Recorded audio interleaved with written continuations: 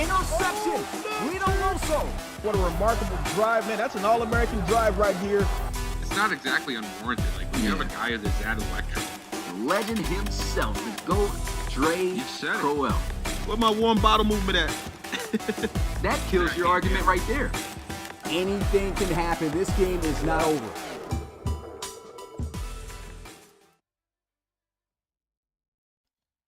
What's good, Relocation Football League fans? It's your boy Smitty joined here. We got Bill on the podcast this week, and of course we got the mathematician of the RFL, Stephen A. Forbes, S.A. Forbes. What's going on, man? Hey, glad to have both of you guys on, man. Full cast here. We got Bill and Bill Jr. We were just talking about that before we got on the podcast, man. These guys really do look alike, though. That is crazy. That had me kind of crying before this thing got started. We're going to have a new way of going into these games. I know usually we take the most time breaking down each individual games. We did this before, but now I'm looking to bring it back, and hopefully this is something I think with the graphic being much more easier to keep up with, and us being able to just quickly get past the games or just talk about what was more important that week to cover. That should be able to get us in and out of the recaps of what happened this past week. And since we got highlights coming out, you missed some things, you want to see some things, go ahead and check out the highlights of all the games that took place. So let's go ahead and jump into that. So week 15, these were the scores across the board. We had our biggest week of games in the RFL this season, as we had 13 total games. Huskies getting the win over the Bulls 31-21. Aviators defeating the Dreadnoughts 31-24.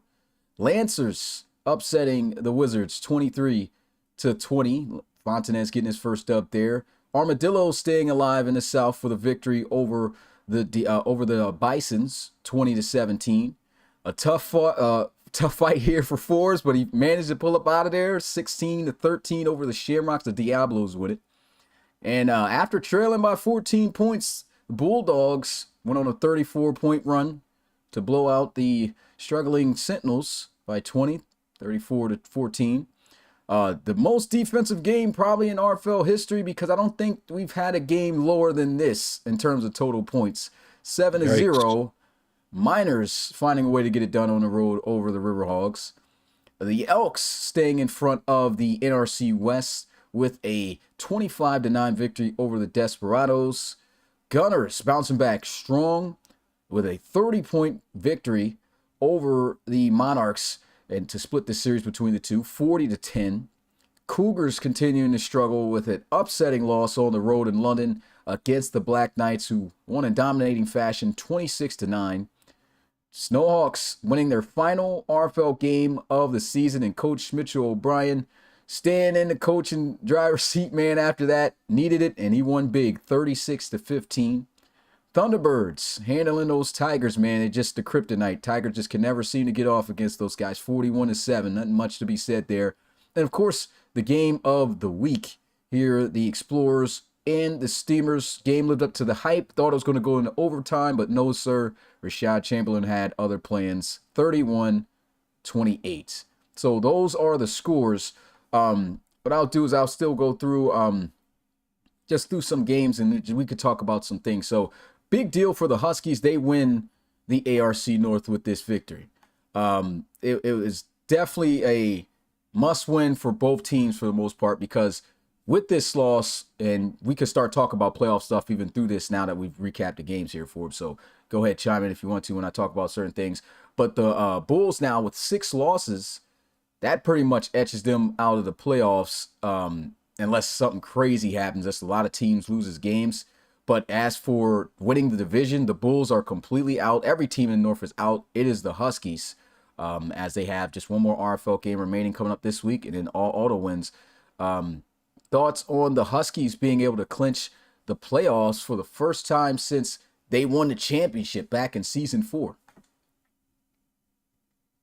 I feel like that was something we all expected them to do. You know, like throughout the last season, we had or off season, I should say, we all knew that once this team got rolling again, especially with the pieces they added, they were going to be a tough team to beat. I am still a little surprised they ended up winning the division, just because I thought that I mean, it is a close race in that division, but I envision, this being not decided yet, I guess I should say. But overall, the Huskies add a lot of pieces for this exact reason. They bring in the veteran. It makes sense. Oh, you're muted, Forbes. Oh, forgot to unmute himself. Bell. There we go. Yeah, I mean, this is just a game we expected the Huskies to win. They've been the most consistent team in the ARC North this year, and that's just what it is. And like you said, with the Bulls dropping to 6 losses, that puts them. If I check my sheet, that Bill doesn't like my colors on.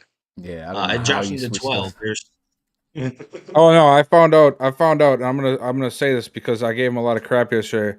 Apparently, he didn't make the colors. Okay, if he wants to put out who did it, I will gladly help you make fun of them. But Yeah, I'm we gotta not. put that Forbes guy is in a not the stranglehold. problem with this situation. Yeah. I Just mean, know you're getting in a you're rear still the only naked one who choke, cares whoever that about. is. That's just disastrous. Not a real RFL fan, whoever that is. Yeah, those 3 teams with 6 losses, and now the Bulls, Cougars, and Bisons. There's now 11 teams ahead of them with 5 or less, and needing 6 teams to lose at least one game in the hope of winning with a tiebreaker. It just doesn't look good. So I mean, they're not completely out, but it doesn't look good for the Bulls. Scary hours. We could just say that. Dreadnoughts taking an L to the Aviators. The Aviators stay in the race for the playoffs. They are currently in the playoffs, taking up a wild card spot. So, thoughts on the Aviators hanging on? Do you believe they're going to be able to hang on towards the end of the season? And then, what's your thoughts now after this loss? Is there a good chance that the Dreadnoughts are able to make the playoffs and even compete for the ARC South? That's I don't know, man. That's a toss up. I I'm not sold on any team right now. Really, too many of them in the ARC. It seems like I think based off what I saw, it looks like on the other side things are sort of already ironing themselves out. But in the ARC, man, it's just such a crazy just mess of how many people that are so close together in games. Um, yeah, I don't know, man. I don't know. It's hard to say yes or no because there's so many different variables that could play into this. So we could be looking at a whole different 5 or 6 teams. Well, not a whole different, but I'm saying like seeding wise, after 1 week of games, it's been a wild year for the ARC. I think so. It's tough to say. Yeah, for the Aviators, I mean, they put out with a win. It's a good win, but we know the Dreadnoughts have been up and down all year, especially on defense. They had a good offensive showing where KJ didn't have to do everything, so that was good for them. But for the Aviators, they're a team with that 5 losses. Their next 2 games are probably two of the top 3 teams in the ARC. They have to play CT this week and the Bulldogs next week. They have to win both, to stay above that 5 loss, threshold. When it comes to the Dreadnoughts, yeah, it's a tough loss. They have an NFL win this week, but then they basically play for the South the week after against the Miners. Now they need to win that, but then they also have to beat the Red Dragons afterwards. They're another team that has now hit 5 losses. So if the Dreadnoughts win out, they'll win the South. If they lose either one of those games, it's probably over for them. That's interesting stuff to talk about there. Okay, a topic to take away from the Lancers and Wizards game. I mean, what's you guys' thoughts on the Wizards losing that game? And then also Joseph Fontanez actually, I said Joseph. Yeah, it is Joe Fontanez. Joseph Fontanez looked Jeez. really solid though in that Well, game. I was right though. I still was right. But Joseph Fontanez, um, I mean, he threw for over 300 yards, couple touchdowns, and he led the Lancers to a victory over a pretty tough Wizards team, defensively. And the Lancers look better on defense. They found a way to just hold the Wizards to 20 points. And Leo Moon, he has his ups and down days. We know it's a developmental thing. But what does this game say for Fontanez, in you guys' opinions? And what does this say now for the Wizards? Are they completely done? That's more so a question for Forbes. Are they like pretty much out of it as well in terms of contending in the playoffs? So I have 2 quick things. So first thing for Fontanez and the Lancers, we knew that this team was sort of on the decline, not as in talent, but knowing that there is going to be a shakeup that has to come here soon because a lot of their players, especially defensively, starting to get up there a little bit. So this is a good sign. This is a good sign because they have plenty of time to grow. They have some good pieces around Fontenez. Brewer, he had a really rough start to the season. He's been up and down a little bit, but you know that he's got that in him where he can eventually be the guy for Oklahoma City. As far as the Wizards go, man, I feel like this is the same issue that we saw with them going back to last season, even with Agramonte at quarterback. They've got to find a way if they want to have any type of forward thinking here to get a running game going. They just, every time I watch these guys play, it doesn't matter who they have back there. It just seems like it just never works. There's never any type of consistency there. They've tried it with how many different backs, and it's just like 12 right here. I'm looking at Bryson's stats. 12 for 26, 2 yards a carry. Moon needs help. Moon is a guy that he is going to be able to be a great quarterback. Don't get me wrong. But he is not that guy right now to carry a franchise. He's going to get there, I think. Definitely, because they have great pieces around in that receiving core. The defense is a little bit of a transition period, but they need to establish the ground game to take some pressure off of Leo Moon. And then you're really going to see them stats come up and that offense come out. Because I don't think they should have lost this game. This is a game I thought the Wizards should have won. And that's just my opinion going back to even last year. Like, they have the pieces there. So for me, you got to get the run game for the Wizards. I'm not too high on them this season. Lancers, it's a good sign for the future. They actually had a pretty decent run game though this season, which is kind of where it's weird in terms of Vondre Bryson. Bryson's actually played well, but see you. I don't know if you saw this, but the week Vondre Bryson won Player of the Week. It was an NFL week. He had like 10 carries for 220 yards in an NFL game, and that skyrocketed his production numbers. Let me look here at his game logs. You said that was a week ago.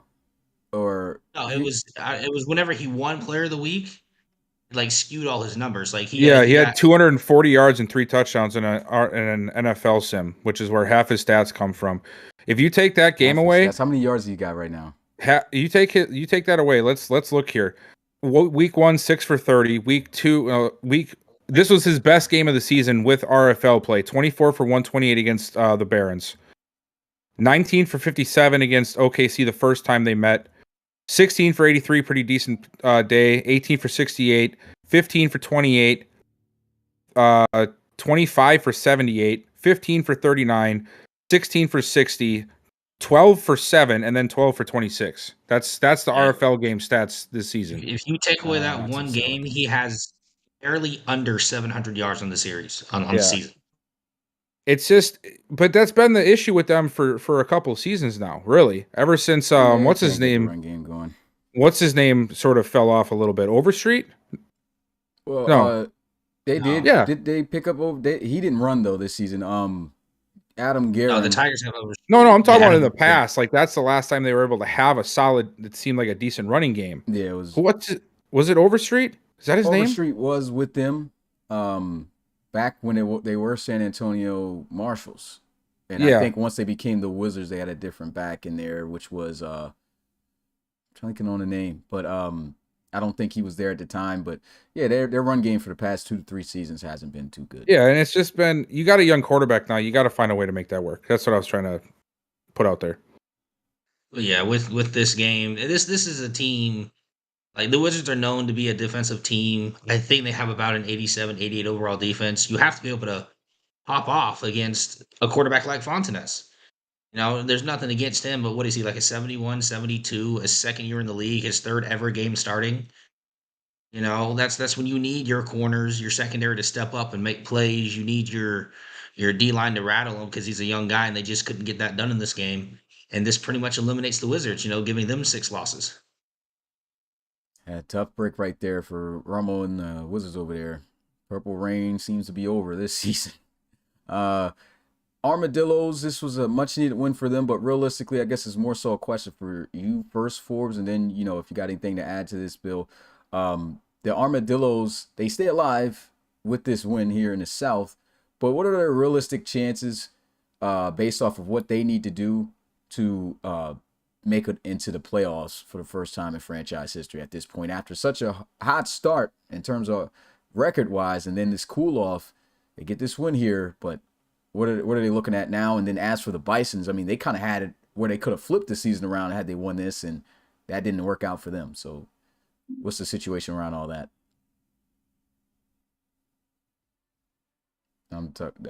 You first. What would you? Yeah. Want me to go first this time? Yeah, because it's more Well, so about the playoff stuff, so that way you can yeah. talk about the So situation. with the Armadillos, they're pretty much in the same situation every other 5-loss team is. They play the Voyagers this week. If they win, the Voyagers will fall to 6. And then they end up playing the Black Knights in week 18. Say the Black Knights get away from the Huskies, right? They win that. And then whoever loses that game will fall to 6 losses. The Dreadnoughts have to play the Miners and the Red Dragons. Personally, I don't think the Dreadnoughts go 2-0 in that. They could, but that'll give that team 6 losses. We just talked about the Aviators playing CT and the Bulldogs. I think they probably go 1-1 at best in that. That's 6 losses. So it's just, if you're one of those, because one of those 5-loss teams are going to make it, it's just about who can persevere the longest. I think they all have about an equal shot. I would say the best shot is probably the Voyagers. They have the Armadillos and the Cougars left, and I would say the Voyagers are favored in both of those compared to the rest. Nothing really too I much. don't have much. I don't have much to add on this one. I mean, yeah, I'm good. We Shamrocks and Diablos, really not too much to say here. We know the situation. Shamrocks out of the playoffs once again. Fought hard like they usually do, but took an L. Sentinels, we already know they're struggling. Bulldogs, they're sitting pretty now. They're getting momentum going, establishing themselves as that tough team as we expected them to. Okay, this one here for the Miners was huge. They definitely needed that. And now it's the Riverhawks who fall underneath of the Red Dragons. We know the situation with them. Pretty much this division, in my opinion, based off of what I've been seeing, is up to the Red Dragons and the Riverhawks.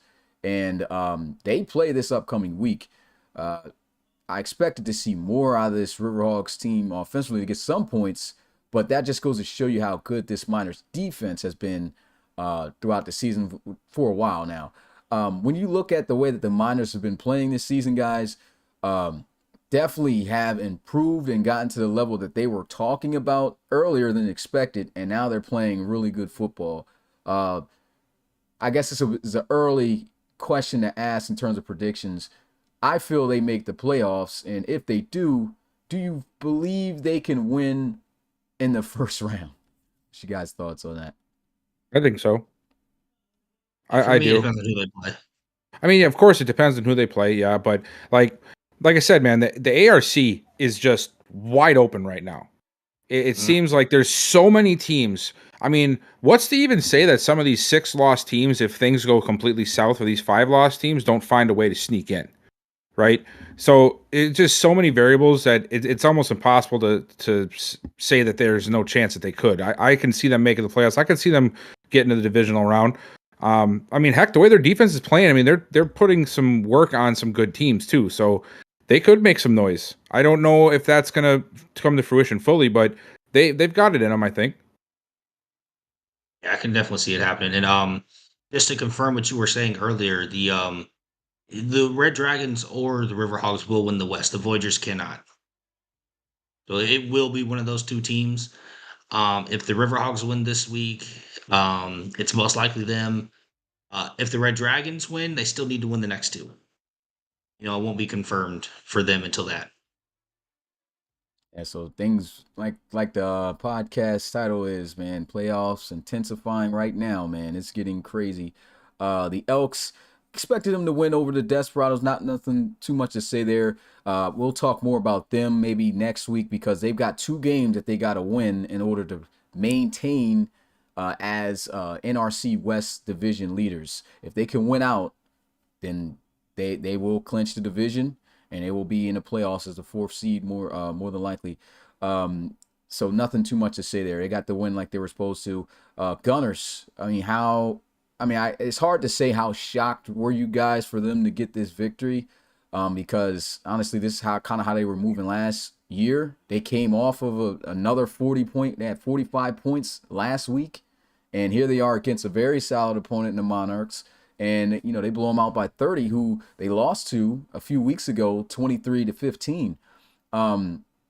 Forbes, you can go over the chances of the Gunners rebounding and possibly making a playoff appearance. But in terms of that, I mean, how scary would you say that the Gunners are probably for the rest of their opponents for this season here? I mean, I think the Gunners are extremely scary to play. You know, it looks like Jabari's back to how he was playing last season, MVP like form, just putting up 40s, throwing for 500 yards again. I think it's tough in the NRC because that's where most of the better defenses are. So, you know, sometimes the potent offense won't always carry you. They're very scary, and it's fun. And in terms of them getting into the playoffs, um, they're not mathematically eliminated, but it's hard when the Tigers have the tiebreaker over them because of that loss in the beginning of the season. The Snowhawks can't lose any more games, so they're not falling out. So they would have to hope for the Elks to lose out. So it just makes it really hard for them, especially being at 6 losses. Anything you guys see on that, Bill? Or? I'm just watching Dunn act a fool in the chat because he's won a couple of games. My gosh, dude, act like you won before. Out there talking crap to another coach in the chat. Like, dude, calm down a bit, man. Anyway, about these Gunners, I like you said, Smitty, this is like we expected to see this out of them all season. We didn't expect to see what we have seen and have them be sitting at 8-6 right now.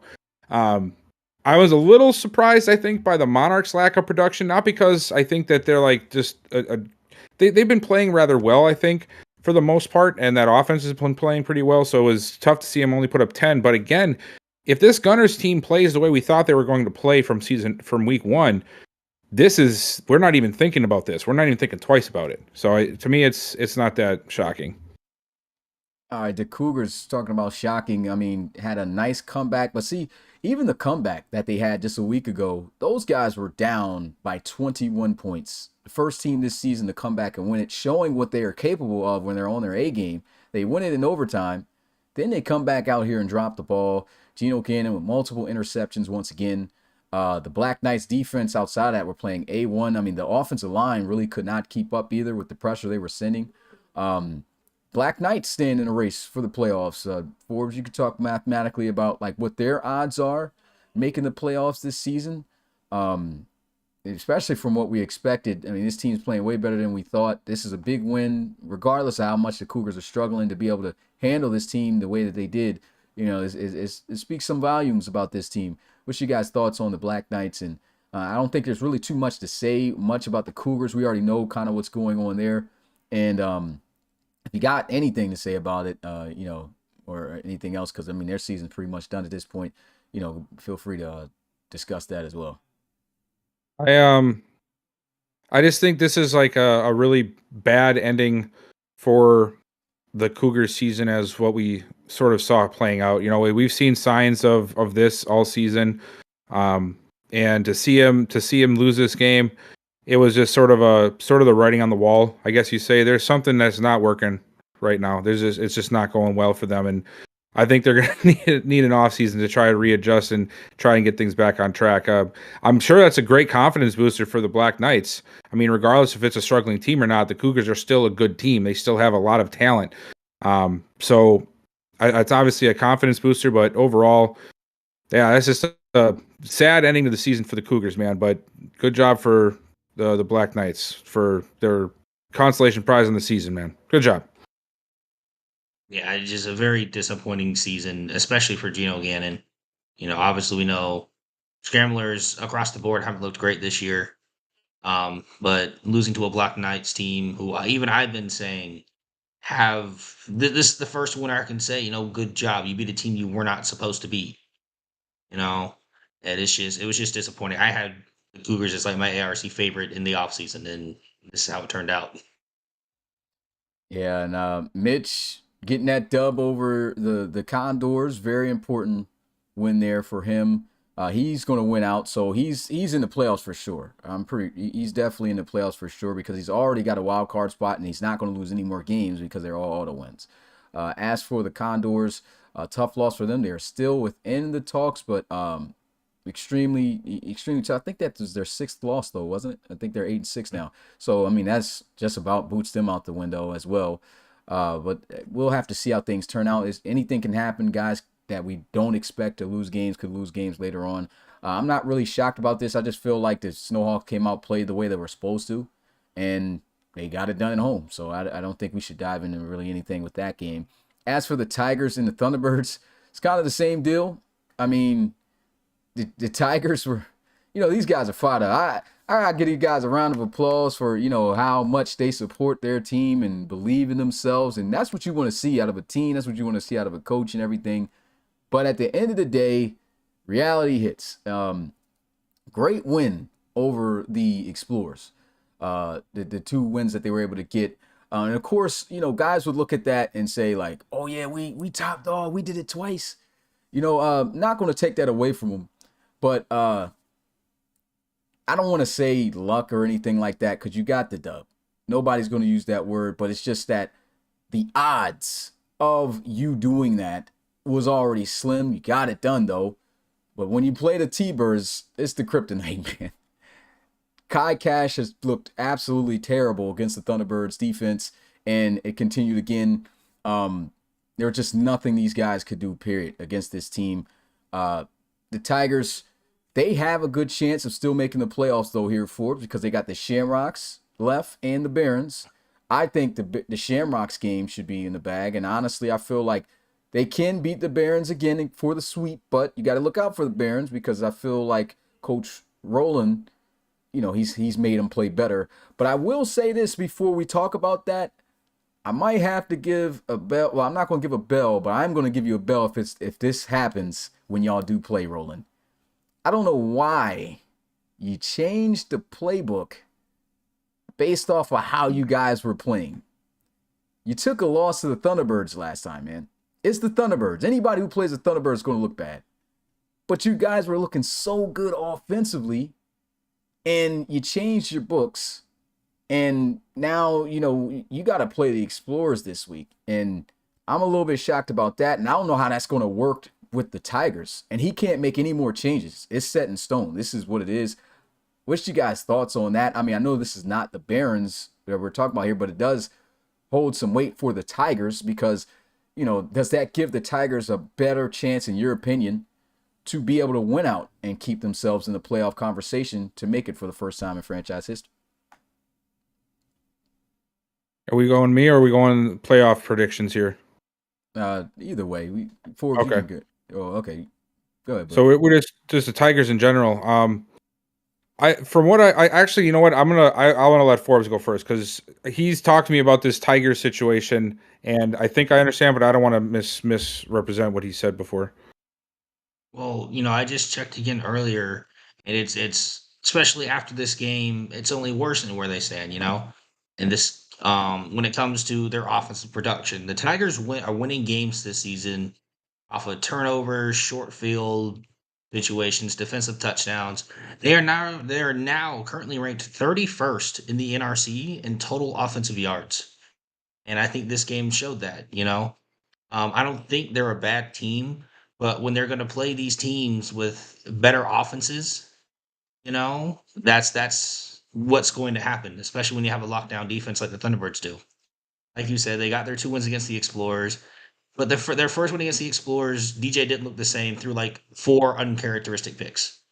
The second time they played the Explorers, they won that game based off of a fumble return for a touchdown, another interception giving them short field to win by a field goal. Just stuff like that. And it's just sad. Now, when it comes to the Barons thing, when it comes to the Barons, I do think the Explorers win this week against the Barons, which would make me, if I'm a Tigers fan, it makes me scared. I would put Roland at 8-8 with his NFL win in Week 18 and 0-5 in the division. I don't see how Roland lets himself finish the season going 0-6 in his own division. Yeah, that'd be crazy, man. He'd have to be quiet for an entire year, which is almost impossible, but can't talk any trash if you go winless in the North. But go ahead, Bill. I think that this Tigers team, I said this before the season. I don't know if anybody wants to remember that, if they quote me, if they remember the specific podcast we talked about this. I told you guys the Tigers were onto something. All right. Now, do I think that something means that they're contenders this year? No, I don't. Yes, they got the better of me twice. Congratulations. That's awesome. But the playoffs is a whole different scenario. It's a whole different animal. We all know that. We've been through it. We've seen it happen. They're still a little bit away from that. But you can see that fight. You can see that they've got some good going for them. I just don't think it is this year yet. So with that, I'll just leave it at that. All right, in the final game, we'll leave you to talk last for this one, Bill, since it was your game, talking about the experience and everything else. Explorers needed this game big time. After the sweep by the Tigers, no one expected that. Of course, Bill didn't expect that. The Explorers coming now in a game against the number one team. We already know who 1 through 3 is. It's always been the Thunderbirds, Steamers, and Explorers for weeks on end now. And this goes to show when the Explorers are on, and of course the Steamers brought their A game too. It's just that one play made a change, but on both sides, it was just perfect play. You had great defensive play, great offensive play, and at the end of the day, that one major turnover was able to set them up for the game-winning field goal, and the defense was able to hold for the few plays they could to stop the Steamers from going down the field after that. There's not really anything to say in terms of playoff implications about this. I mean, we already know that both of these teams most likely going to make it. Still is a chance that the Explorers might not, but that's only if they lose out. So that I don't see that happening, but this was a big win for the Explorers because had they have lost this game, maybe that scenario which I'm talking about would have been a lot more likely, but they got it done at home. What's your thoughts on the Explorers and even the Steamers? How you believe they looked? I don't think they looked bad at all. I mean, it's just a close game. They ended up losing. Yeah. I think this was a really what? Forbes was supposed to go first, so you could talk. Oh, about sorry. you All last. right, go ahead. I'm out of sync, guys. All right, give me a break. It's been like 3 weeks. Oh, good, my guy. Oh, good. Yeah. I spared you a But bit. I don't have much to say about this game. If anything, this was just a playoff preview of what you can expect. This might be the best the Explorers have looked all year, in my opinion. Except for, I will say their defensive performance against the Thunderbirds might be better than their defensive performance in this game. But as a team, this is the best game they have played as a whole. And that's just what I expect to see from the Explorers going forward into the playoffs, trying to get back to the Relo Bowl. Now you Am I can good talk, now? Bill. Yeah, you good. Just to sort of piggyback off what Forbes said, this has been. Oh gosh, my mic just stopped holding itself up and it's just flooping down now. Man, somebody get that thing some. I'm about to say something. It was just like this, and also it was just like boop out of here. Somebody needs a blue chew. Oh no. Oh man. Anyway, there I got it way up here now. We should be good. Yeah. This season, guys, has been. It's been fun season, right? It's been a fun season. But this was a game like Forbes said. This was definitely a showcase of what you expect to see out of a playoff game. And who knows, we might see this exact matchup again in the near future. I thought that this game, DJ played the best game that we have seen him play in a long time, at least this whole season. Going back to last postseason, I would say he still was playing a little bit better as a passer at that time. But this year has been a very rough go for him. I think everybody knows that. That's no secret. But he stepped up this game. And even when the running game was failing and delivered, in the end, it ended up being Chamberlain. You don't want to test him too much, man. I'm not trying to boast about my guys here, but you don't want to test Chamberlain too much. Wagner did it one too many times, and it cost him. But that's what happens in these kind of juggernaut games. It's usually that one or two plays that can make the whole game different. And I was just happy that we were able to sort of rally back and get ourselves back on a better foot for the last few weeks of the season. All right, that's our recaps of the scores and everything, guys. Went by a little bit fast, and we got to the point on things, so looking forward to having that be, something we do every week when it comes to the podcast. Now let's go ahead and get a look at the top 10 power rankings heading into week 16. I don't know why the music keeps playing, but you guys can't see it. I can't hear it, but hopefully it's not popping up for y'all. This is the new top 10 power rankings. Got the T-Birds back at 1. Explorers moving back up there to 2 after the defeat over the Steamers. Steamers dropping down to 3.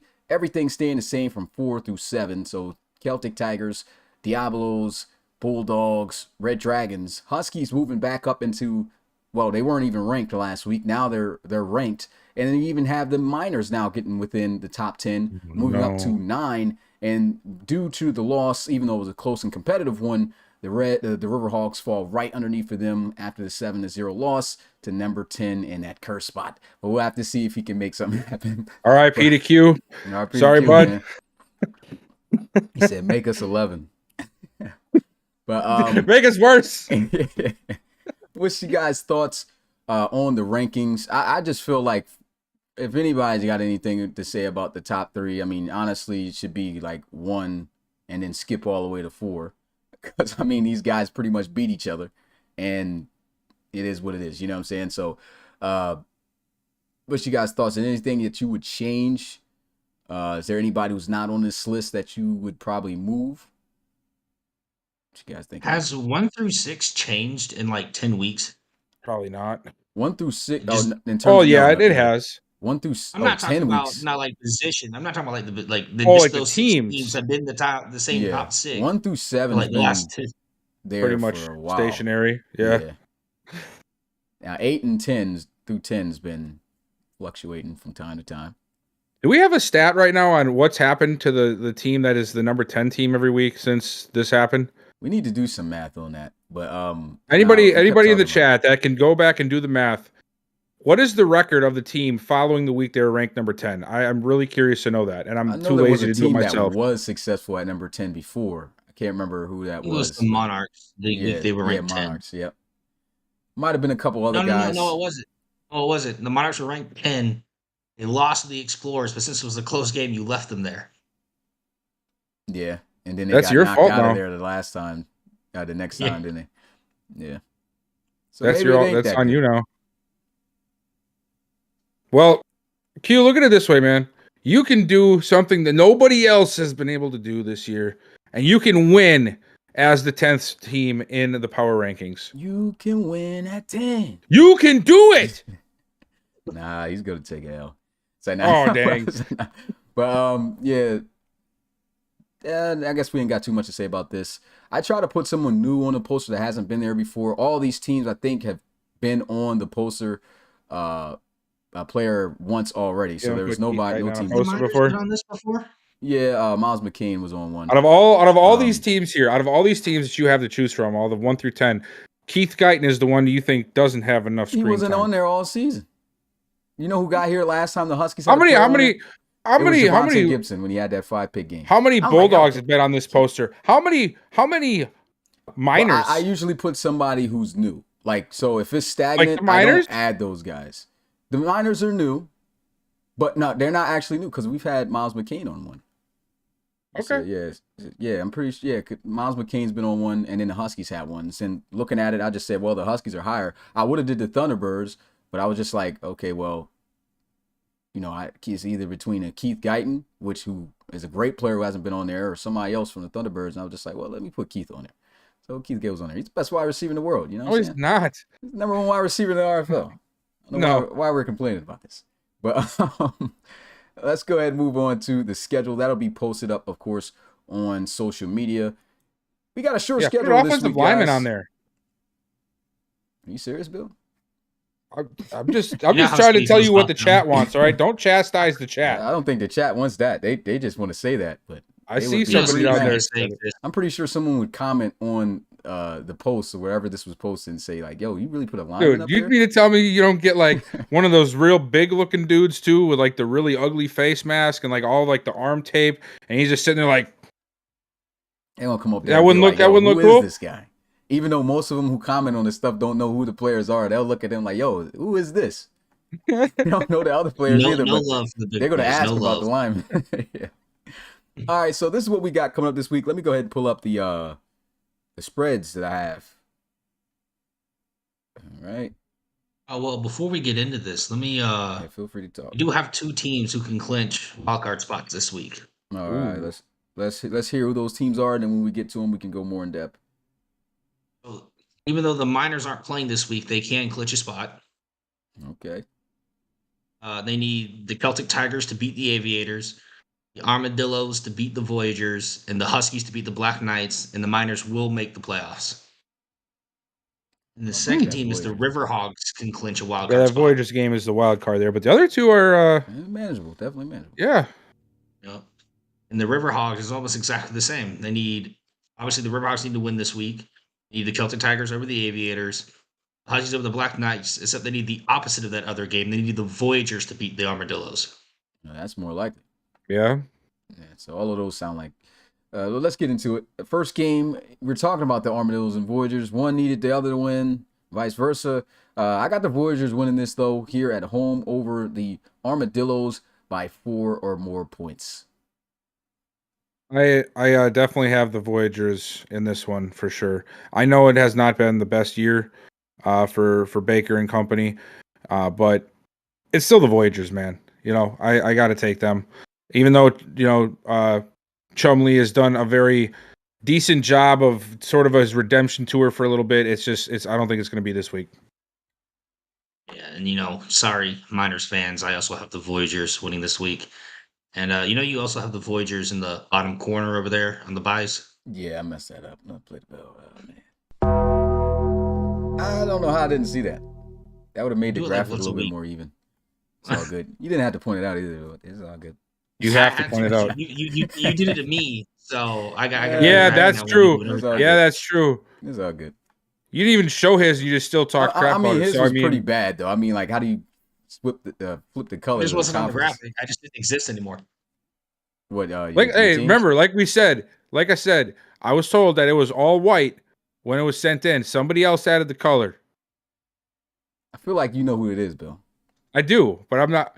You're gonna have I'm to not. I'm disclose not this going to to give me. out that information. I don't need to expose them unless Forbes wants to expose them. That's not my business. This information is definitely gonna have to be disclosed after the end of this podcast. No. So whoever it is getting booted out of the Discord. Dang.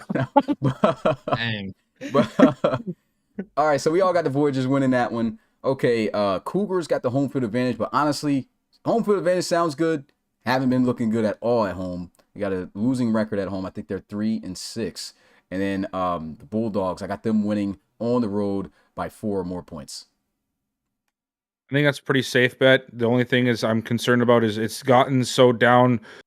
It's gone so south for the Cougars this year that you could almost categorize this as a trap game for the Bulldogs. Yeah. And I fear that because, they're riding high, the season's almost over. This might, I'm not saying that Reed has plans to take the foot off the gas, but this is sort of a game that just seems to be primed for that kind of an atmosphere. So, but I'm going to take the Bulldogs with the spread. You said 4 points? Yeah, 4. Yeah, I'll take that. Yeah. To reiterate your point, in RFL games, the Cougars are 1-4 at home. Their only win was that Bulls win where they came back and won. I must have been looking at the Oof. wrong divisional thing because I don't I'm even think old, but I'm nobody also has had Well, that many games. then I at guess home. you're going to have to bail yourself. Like, you got to chill out with this, Bill. I got some bells to catch up on.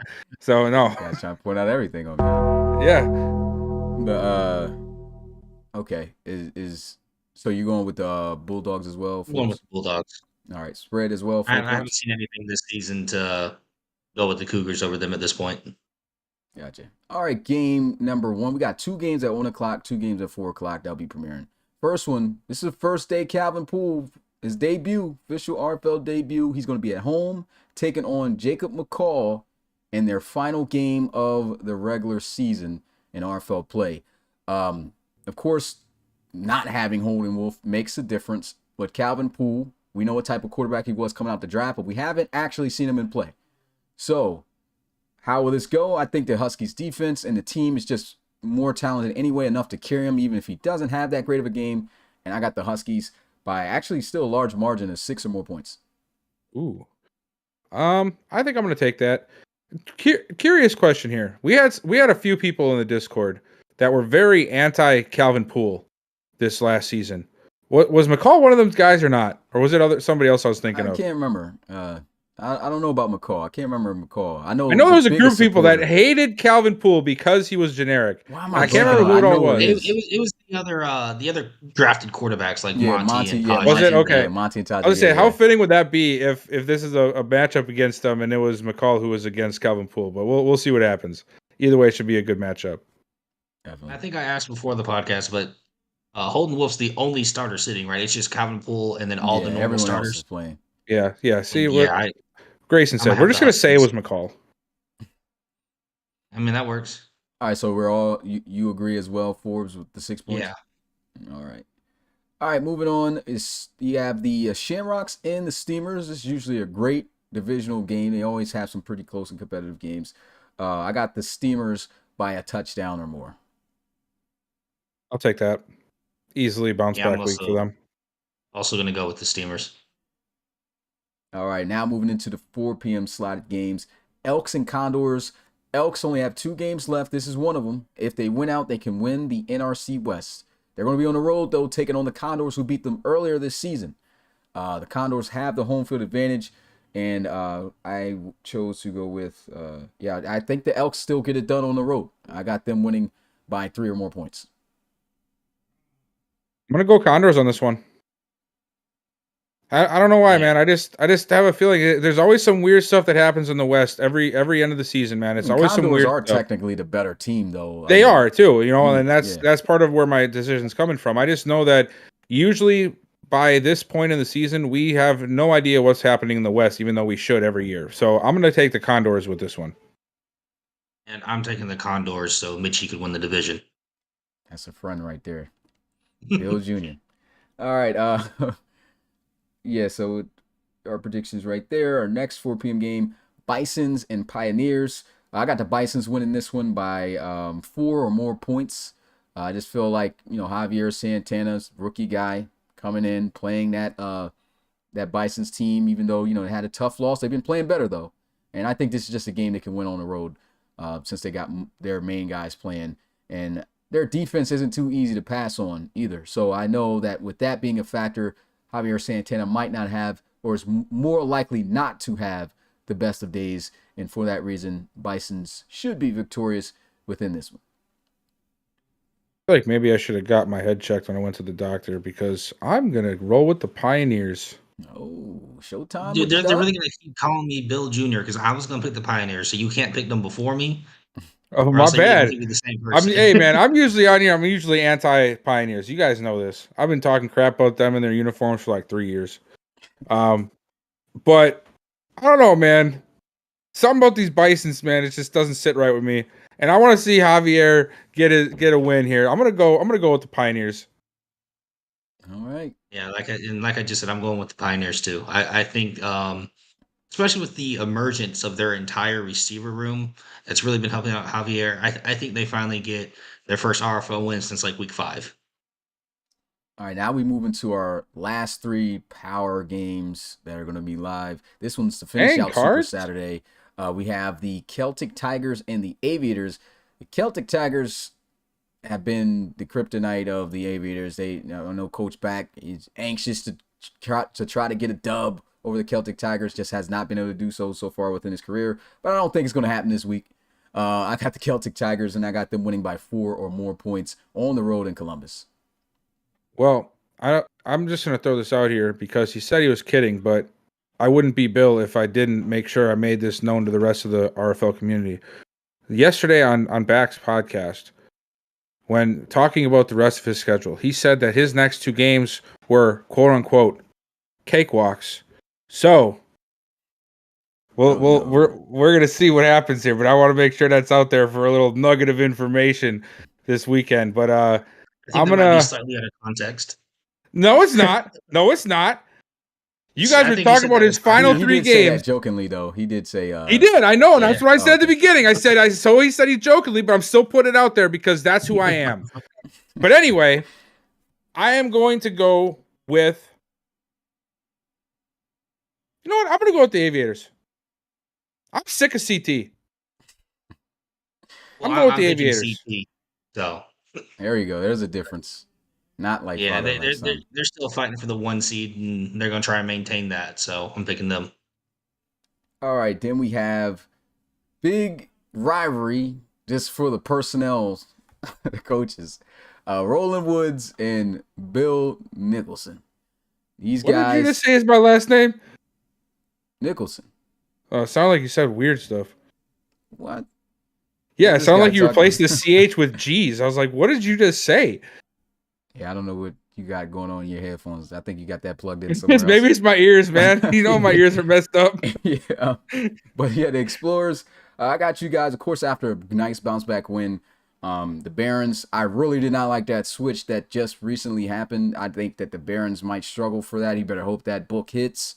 And even if it does, I still got the Explorers here in this one by 5 or more points. Oh man. Am I gonna rate my own game here? I mean, I Do don't you even think have you to beat say them who's by gonna 5? win.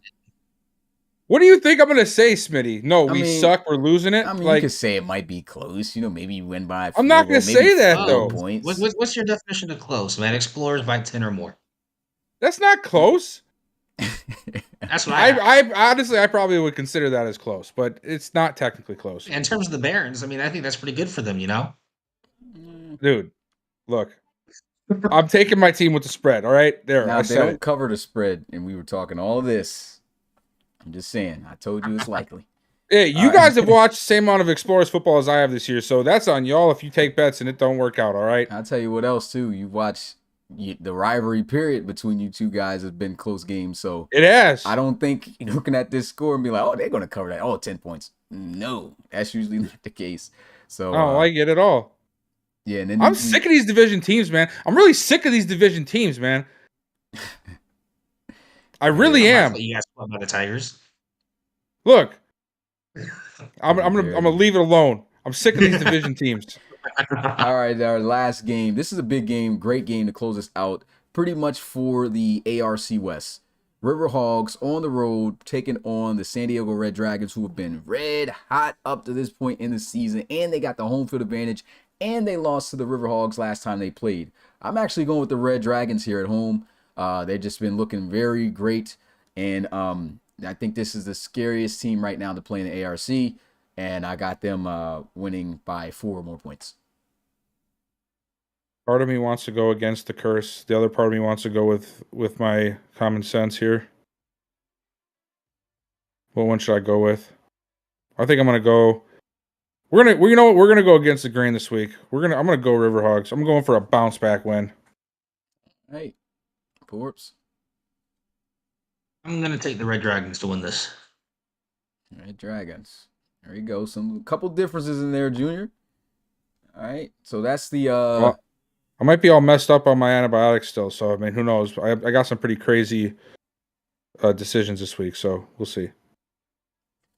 all right. So this guy just admitted to being lit on the podcast.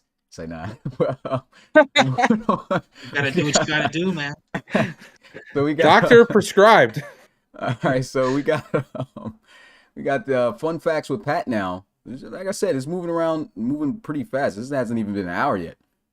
So we do fun facts with Pat. Oh yeah, that's true. We'll look at the playoffs and who's currently in, and then we can go ahead and go into the open questions. All right, first question. Question number 1. Which receiver had a 93-yard touchdown reception in Week 9, the longest pass play of Season 8? All right, guys, let's see what you got in the chat. And cards, if you're still in the chat, I didn't miss that message. Why you got to I stop know. cheering for us just because we beat the Steamers? That's not cool, man. I think I know the answer to this. All right, we got Lions. Well, Shark was first. Lions, Sharkley, Nayani, Henderson, Romeo, Woods, Leach, Cam Jones. I feel like people's going to take an L on this. They might. I do Going up too. on 10. 10. 9. No cards. That's 8, it. You're fired. 7. 6. I 5. 4. Piku. 3. There you go. Henderson said Piku. Yeah, you got it. I Connor tried to give them Jameson. a hint, He but been killing these fun facts with Pats, man. Y'all, if y'all want to get some late Yeah. reloads for this last upgrade coming for the regular season, Y'all Hey. better start beating them. Pico McCullough, though. Yeah. When the Diablos beat the Lancers 54-17. I remember that game. That was ugly. Yeah. So he got that done. 98-yarder. All right, question number 2. Who is the first RFL team to win back-to-back RFL games by shutout? You guys don't get this. Yeah. Hey, Eric, knock it off. See, minors, explorers, Who said that minors. first? Duncan?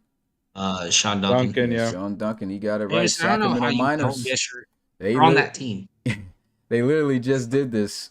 Y'all had Literally two the back-to-back the last shutouts. 2 weeks, right? Yeah. Yeah. 41-0 Armadillos and 7-0 Riverhawks.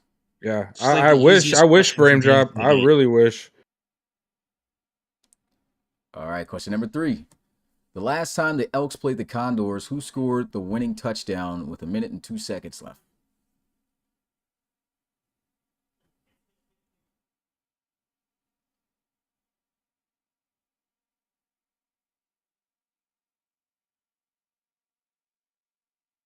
No one's guessed yet. Nope. Oh, So I feel like what? Come on, CP. Guyton doesn't play for these guys. yeah, he does. Kevin Guyton. Oh, that's right.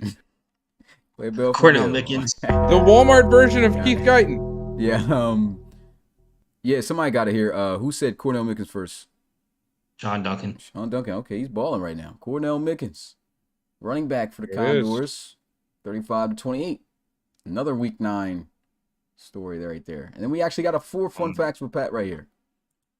Last question. That's it. 30 of our 32 teams have won home games against RFL opponents. Which 2 teams are winless at home in RFL games? Got to put both. I only know one of these off the top of my head. Got to put both of them at the same time. Oh yeah, cards. Well, 34-17. So how about that? Don't mind me. I'm just. And Miles McCain's got it. Dang, CP, you should have put them together, man. I knew the Barons. Yeah. I thought the Sentinels had won one at home. Sentinels and the Barons. Sentinels are 0-6 at home. Barons are 0-5. Oh, yeah, both the Sentinels wins are on the road. Pat said, thanks to Coach Back for the question. Is you the one running that Twitter account? This is some random Twitter account they come back. Oh, somebody's got something on. I can't hear my own voice. But yeah, that was just posted on Twitter not too long ago by that account. Try to figure out who's behind that. Apparently he's got access to the Discord though, because he's using Discord photos from games. Ooh, All right. we're narrowing it down.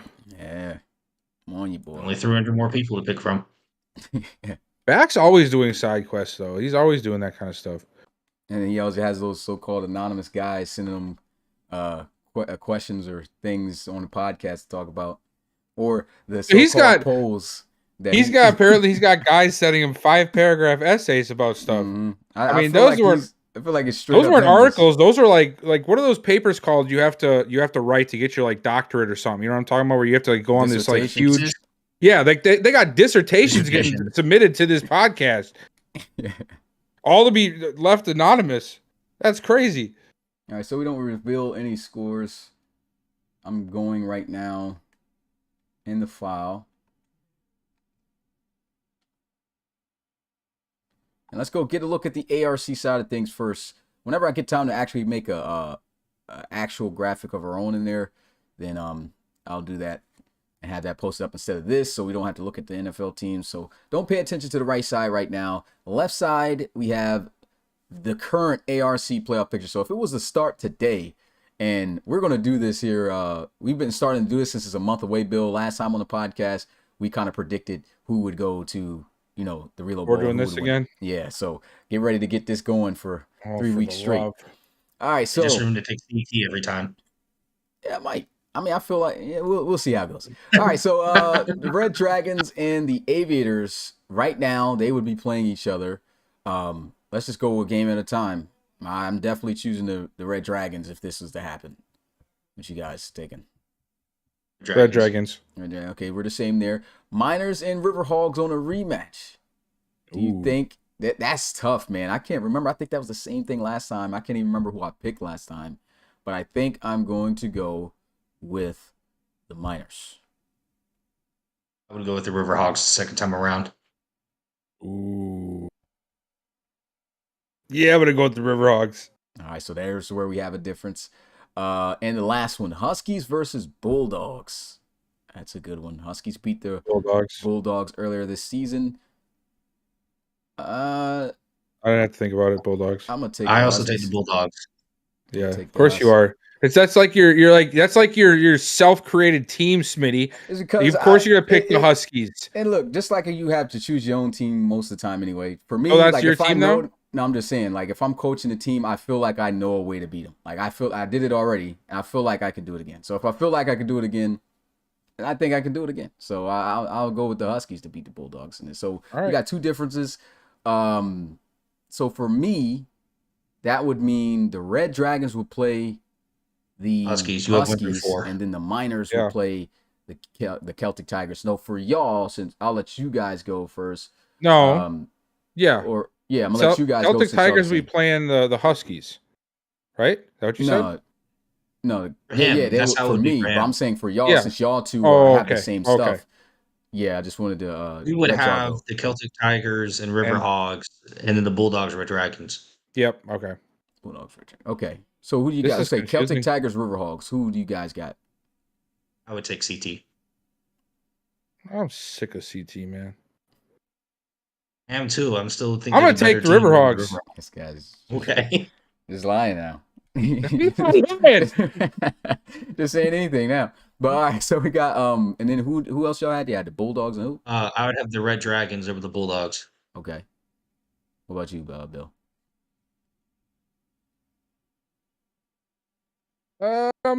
That's a good game too, man. Yeah, that's tough. All jokes aside, that is really tough. I'm gonna go with Red Dragons now, just because they're the home team. All right, so y'all both at least got the Red Dragons going to the conference championship. Y'all have differences though with because this guy don't want to tell the truth out here. But Riverhawks and Celtic Tigers, pretty much Riverhawks for Bill, and then Celtic Tigers for Forbes. And so for me, I had Huskies and Celtic Tigers playing each other, right? They played each other earlier within the season, and the Huskies beat the Celtic Tigers. I think the Celtic Tigers won the second time around. As for I had the Red Dragons, and they would face the Miners. And they stomped the Miners last time they played, and I think they would do it again in the playoffs. So I would have the Red Dragons and Celtic Tigers going to the ARC Championship, which is the same for you. That's what I have. So yeah, so we both got the same, and then for Bill, the difference is you got the Riverhogs in here. And don't take this as no shot here, Q. He is. He's taking it personal. Put this on your bulletin board. Yeah. So who do you got, Bill? And if you had the Riverhogs and you had Red Dragons? Yeah, Riverhogs and the Red Dragons facing each other to go to the ARC Championship. Who's going? Red Dragons. All right. This looks very reminiscent of a certain year. But but for me and Forbes, that would make it Red Dragons and Celtic Tigers. I'm also taking the Red Dragons.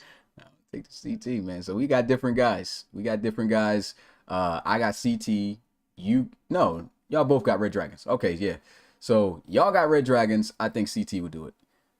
And is there even a point for us to do on the NRC side? Because I'm going to pick my team, and Bill's going to pick his team. Yeah, there's not even a point, man. Yeah, so I'll just go through that. We can do it, but we already know the finals for both. But we could still go over at least the path you guys think's going to get there. And path is I'm 1-3 in a row. Forbes, I know you lying. You really think you're going to win a championship this year, bro? Say nah. I know I'm going to win a championship. Dang, man. I know I'm going to win one. Oh, man. What did I do now?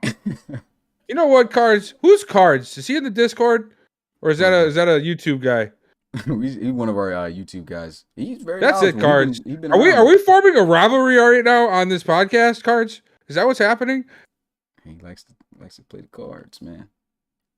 Oh, that was slick. That was dope, wasn't it? You called me corny. Hey, man. Dealt the cards. All right, let's go to the NRC side. So these are some banger games. Well, this, man, I'm gonna be honest. Just for the Thunderbirds, I would not want to see the Snowhawks first round. That's Yeah. definitely don't want to see the Snowhawks first round. So yeah, that's gonna be crazy. Snowhawks But winning that even one. if it happened, I got the Thunderbirds winning it. But I hate that because I'm pretty sure we're gonna get banged up. You're gonna have to go all in, and yeah, I still take the Thunderbirds. Who you guys got? Mm, Car- I'll take the Thunderbirds. me and Cards do officially have a beef now. Apparently, we have beef. Well, I'm still gonna go Thunderbirds though. All right. Forbes looking for redemption here. Tigers and the Bulls. They lost 20-10 in the regular season. I know the I Tigers said and the Bulls Bulls. I mean played. Tigers. Tigers and the Diablos. But the I Diablos. mean, that's not even close to a bull. Yeah. I mean, I they don't know both where got that came horns, I from. guess. But yeah, they do got horns. Hey, nice save there, Bill. But the Diablos, I got them winning this time around. Yeah, I got me myself. too. All right, so we're the same here, and then I think this is unanimous here. If the Elks do hold on to this division, the Explorers should dog them. I'm just say that. Don't say that. I'm gonna say it. But let's keep it 100 here, man. The Elks always give these boys a challenge. Always give these boys a challenge. So I think that's where the never DJ know. moment of yeah, fame and y'all had a started close last game year. this year too, didn't you? We didn't play this year. Y'all didn't? I could have sworn y'all Well, played. last year's when they No, played. that was and Darren last year. Johnson had Last that year. crazy When DJ 50-yard had that touchdown. crazy run, that 40-something yard run to win it. This would be dope then for the storyline of Latavian Worrell and It stuff. would, too. yeah. That'd be dope. But he ain't gonna get it done. So we all got the same teams. So I'm what getting that would ganged mean up on by the is T-Birds in the chat right now. This isn't cool. It would be that- Steamers, Explorers, Thunderbirds, Diablos. Ooh. yes, yep. And I'm taking Bill out if we play. But even since they're not playing, it's the Thunderbirds, Diablos, Forbes. You're done. I'm getting you out of here. Nah. Yeah, so I'm going T-Birds in that. Of course, you're going with your team. Of course, you're going with your team, Bill. I'd also have the Explorers who over do the you Steamers. have if it's the Diablos and Thunderbirds? Bill, Me? if it was Diablos and Thunderbirds. I'm sorry, Forbes. Mm-hmm. All right, so I'm sorry, man. Hey, I now- gotta go Thunderbirds. Now Forbes on your end. Explorers, Steamers. Who's going? That's tough. Considering what Bill just told me, considering Bill's outlook here, no, I still think I still take the Explorers to beat the Steamers the second time around. All right, so it will be Thunderbirds, Explorers, and then Conference Championship, which would be fire. There. So that'll be me and you, Bill, going with that. Of course, he's gonna go with his team. We already know who we're picking for representing the NRC then, because I got the Thunderbirds doing you boys. I like how you say like me as a like myself, and then you say we for the NRC, like it's like everybody against me. Like this is just you right now, Smitty. This is just you. Just what you is- with the Thunderbirds. Who is we? When did I say we? You just said we. What did I You say just we said about? we. I You were can't like, remember. well, we know who we got for the representative of the NRC, and that's I'm the talking about Thunderbirds. me and you. Yeah, so don't make assumptions. All When three I of us said know. we, I'm gonna I'm pick talking. my team. No, I was No. talking in No. terms of I'm me catching and Bill. flack from you. We. I When got said we, I got that's all me these and you. fly highs You're in the choosing chat your over here. team, I'm choosing my team, and that's what I was saying. Like that's why I use we. So don't jump the gun now. Oh, I'm jumping the gun. But so that's who we got. Of course, you're gonna have yourself too. Sir. Yeah. So that would be it'll be Thunderbirds versus Celtic Tigers in the Relo Bowl for me. It'll be Explorers versus Red Dragons for Bill, and then Diablos versus Red Dragons. That'll be a Relo Bowl 2 rematch for Forbes. So, of course, you guys would choose yourself, but what we're going to do is we're going to play flip with you two. So if it was the Diablos and the Red Dragons in the championship game, again, Bill, who do you think would win that? I'm gonna have to go Red Dragons for that defense. This is just blasphemous. I'm tired. I'm done with I'm this. sorry, man. I'm sorry. I'm done with I this. speak facts. No. Just. And I'm I done. know from experience how bad this Red Dragons team could be. We're not going to talk about that though. All right, now for you, Forbes. Red Dragons, Explorers. Another fire. Thank you. Explorers. So Yeah. biased. Another rematch. Yeah, that is another rematch. That's crazy. Thinking about that. Revenge game. And as for me, Celtic Tigers and Thunderbirds, I got the Thunderbirds. Who would y'all choose out of that? I'd pick Who? the Thunderbirds Celtic over Tigers and CT. Thunderbirds. I chose Thunderbirds as well. See, you just set me up here. You set me up because I said I'm sick of CT a little while ago, and now who do you put them as their opponent is the Thunderbirds? That's a setup right there. If you think so. I'm not even dignifying it with a response. What's this guy on the podcast for? You don't even get answers.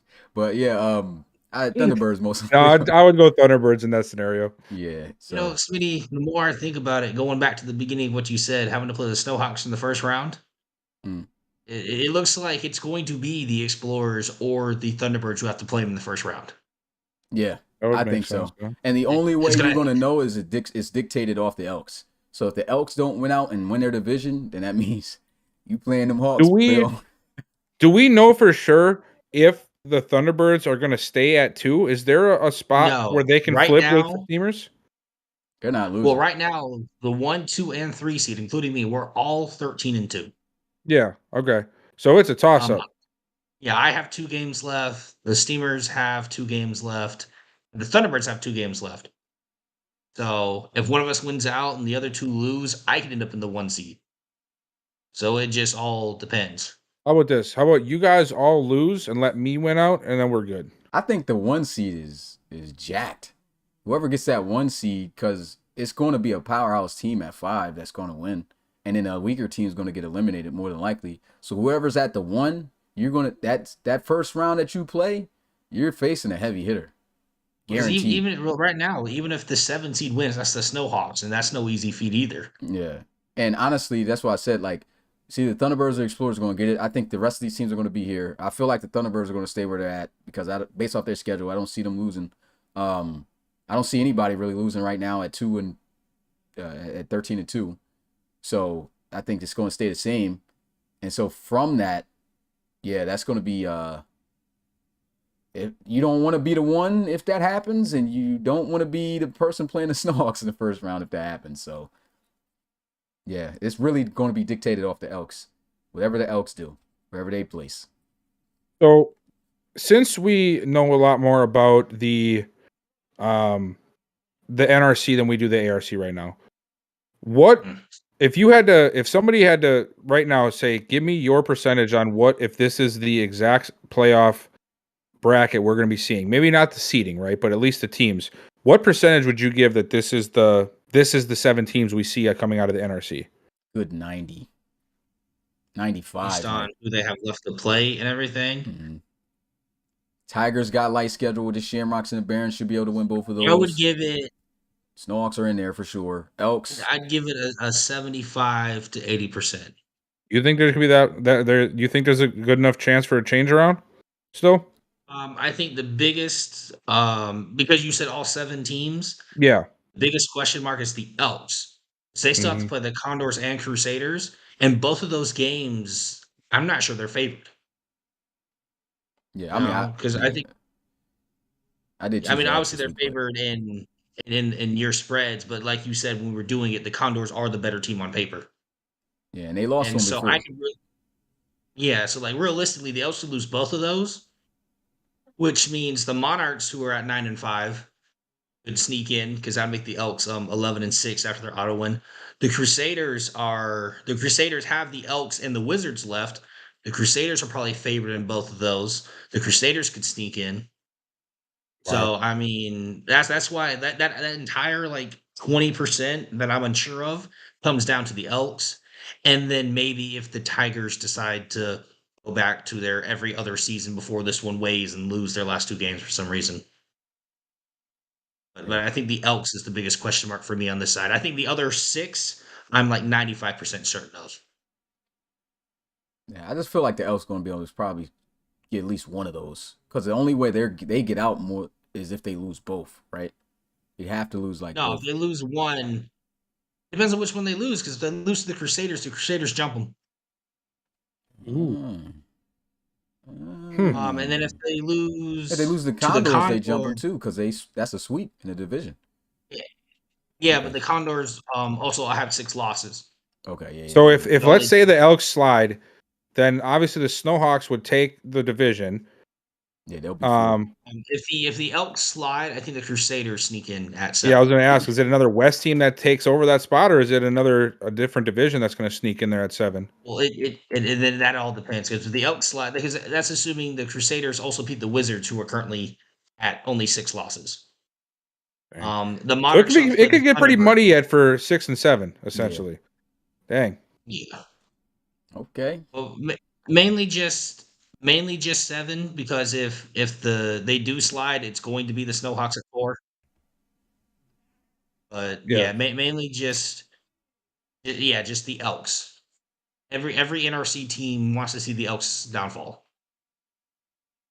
If you're not Right, so currently if in. the Elks want to win or get in the playoffs, they only can afford that loss to the Condors more than likely. Definitely can't lose to the Crusaders. That's a Week 18 game.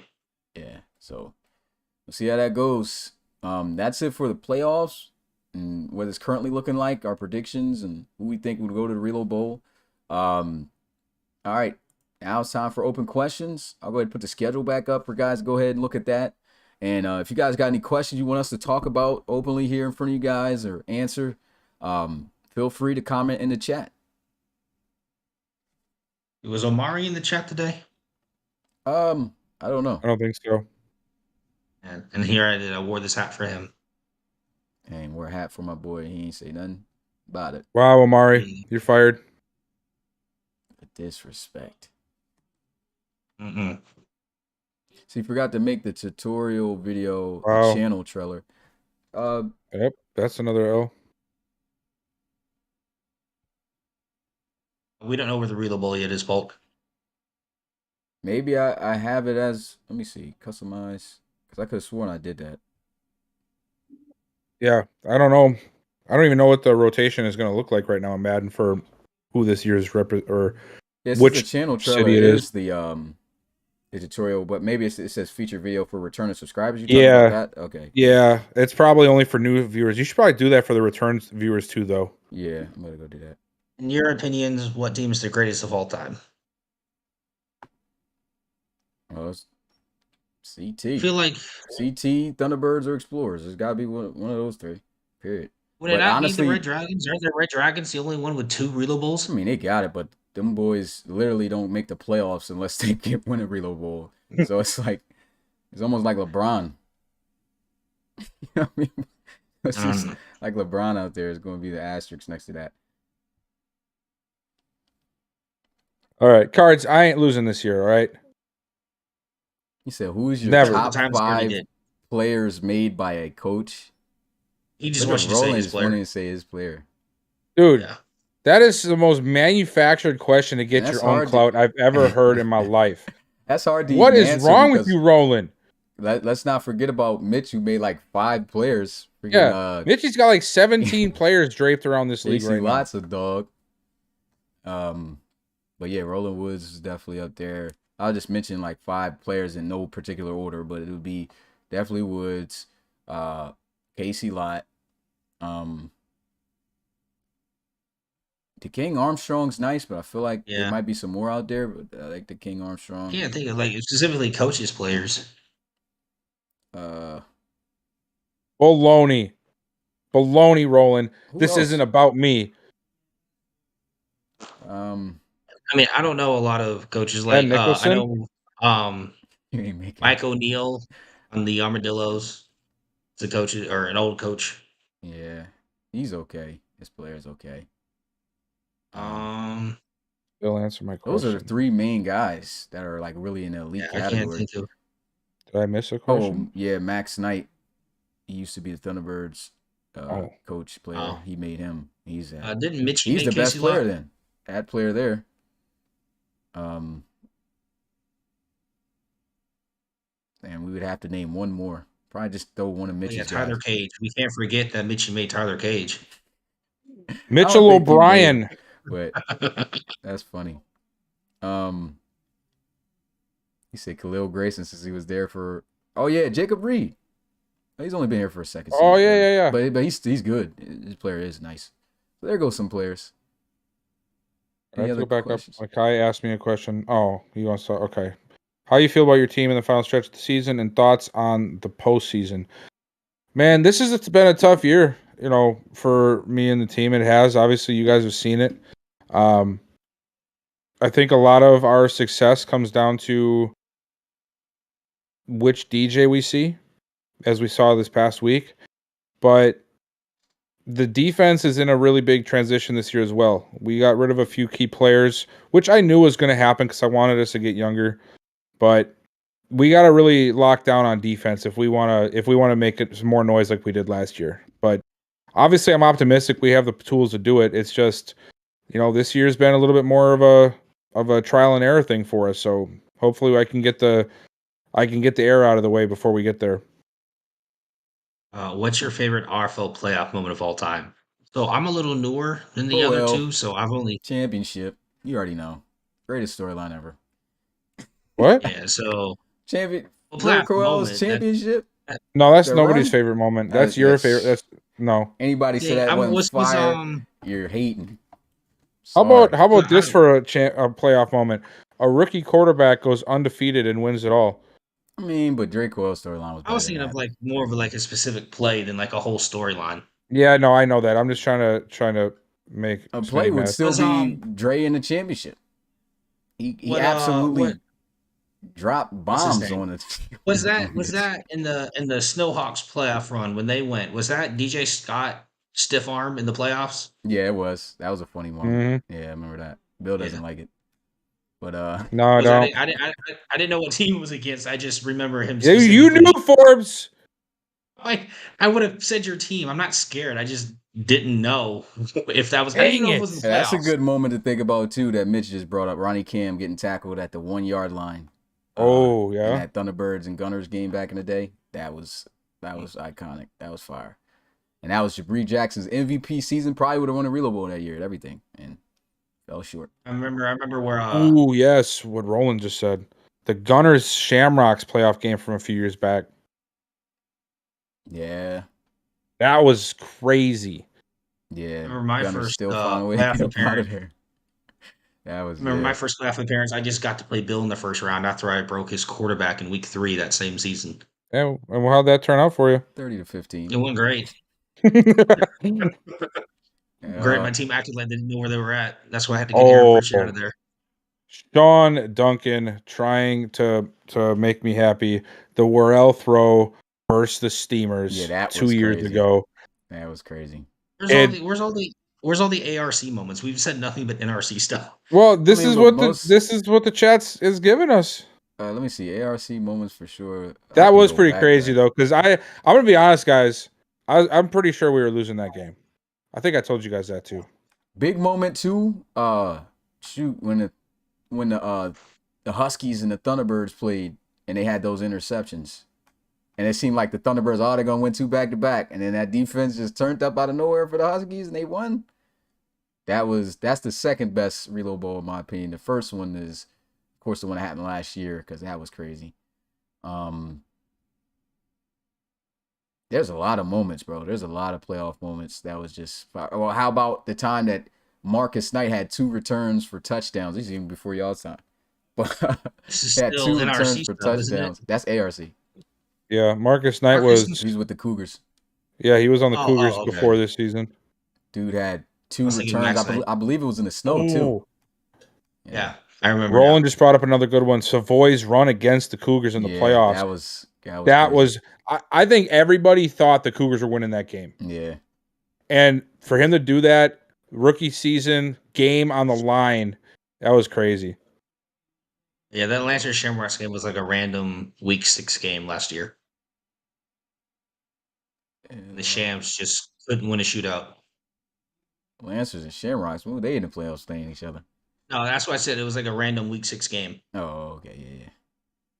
Where like the Shamrocks blew like 4 30-point leads in that one season. Yeah, Shamrocks were definitely folding. Monarchs folded that year too. Poor Tom Wilson. Yeah. Monarchs had it in the bag, and they had like multiple games with 14-point leads and like starting out hot, and they lost it. And the worst one was when they played the Wizards and Funches. Yeah. That was, oh man. Was Tom Wilson going back to the Shamrocks? Trying Did to you get resign him. him yet? I haven't done it yet, but I would Let like him to. hit free agency. Heck no, Yeah. he ain't going in there for nothing. Well, you can't tag and trade. No, I know that. He's definitely staying. I'm not We trying to also sign him don't to have 1 year. Oh, just let him go. a no touch list this year. So if you mess up, anyone can go get him. Yeah, I mean that's Yep. cool. That's definitely cool. I don't But know who's gonna go get him. Oh, Roland would get him. He needs more Oh quarterbacks. gosh.